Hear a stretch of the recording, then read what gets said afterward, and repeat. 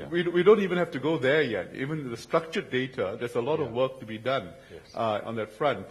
And where would you say your bank is in serving your corporate customers, your own bank, TMB Bank, in serving your corporate customers in terms of supply chain?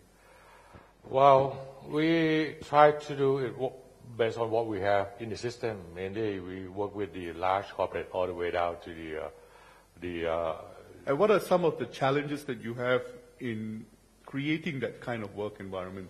Is it technology? Is it people? Is it process? Well, I think technology is there. Technology is there. It's the people and the process that we have to convince all the dealers of the big corporate that you have to join us and that you benefit from the new way of working.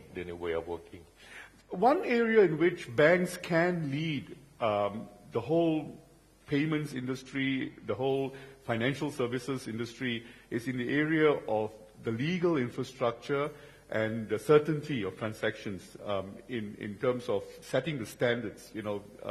An instant payment is an instant payment, a day payment is a day payment, and so on.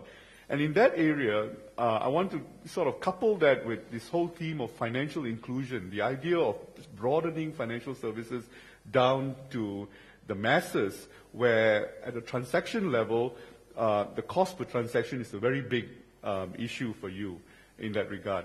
Tell us a little bit of what you're doing on the financial inclusion front. I think in the Thai banking system, the financial inclusion on the access to the banking service, the deposit side, is not that bad.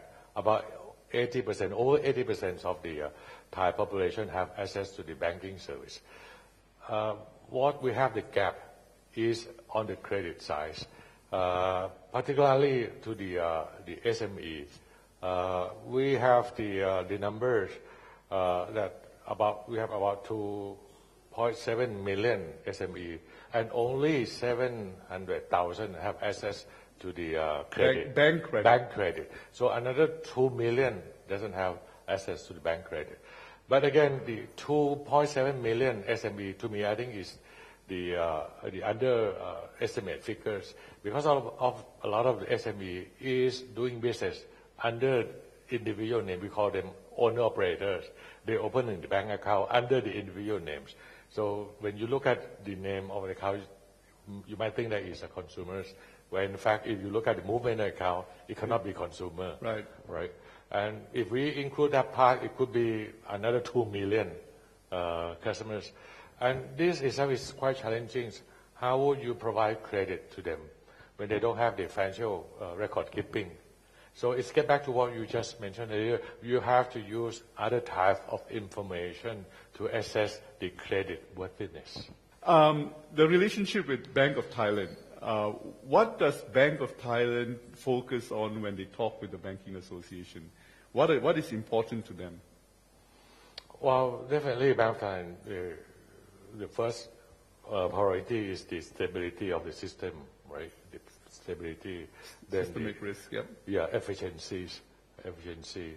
That are the two issues.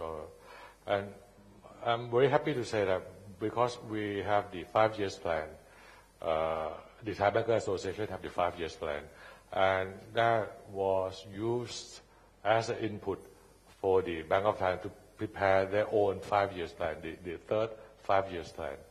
I think it's a very good development that the public, the private, start providing certain lead in where would we want to go.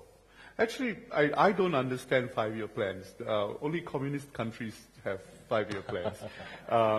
And the idea of 5-year plans also is that if a supplier or a partner comes in with a proposition that throws out your 5-year plan, 5-year plans are probably for banks that need to buy time to revamp their back end and start the infrastructure going, and to say, at which point are we going to be where we want to be. But the customer is not waiting. Borders are being broken down, and the kind of services that you should be providing, a foreign bank might actually be able to provide that, or a foreign player out